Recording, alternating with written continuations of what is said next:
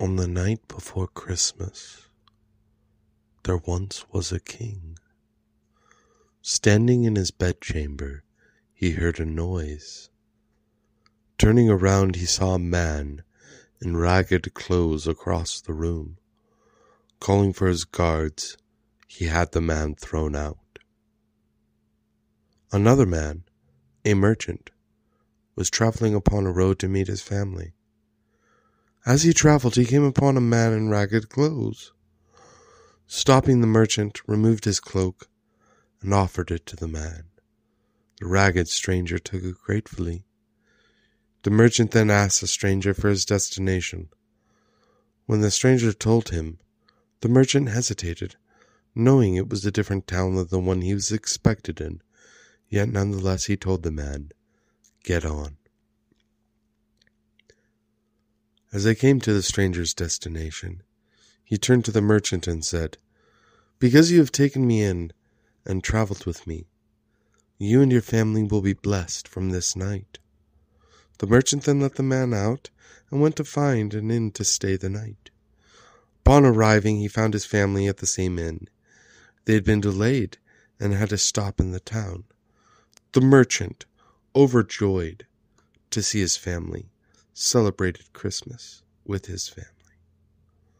The years passed, and the merchant did very well in business.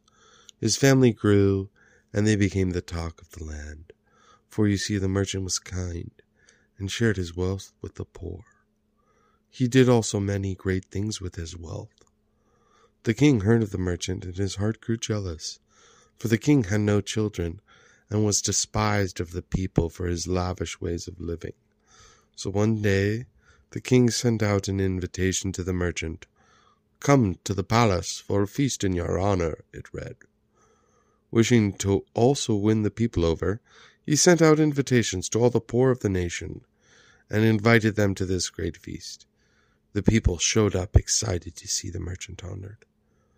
During the ball, the king looked upon the merchant and saw his happiness. He saw the people's attention was upon the merchant. He grew angry at how they ignored him. His heart grew even more dark and jealous. Calling his guards to him, he ordered them to take the merchant to the dungeon. As the guards went to arrest the merchant, the people grew angry at seeing their hero be treated so. Revolting and grabbing the guards, the people took over the palace. Storming the king, they carried him away to the dungeon. Being without a king, the people sought to install the merchant as their own.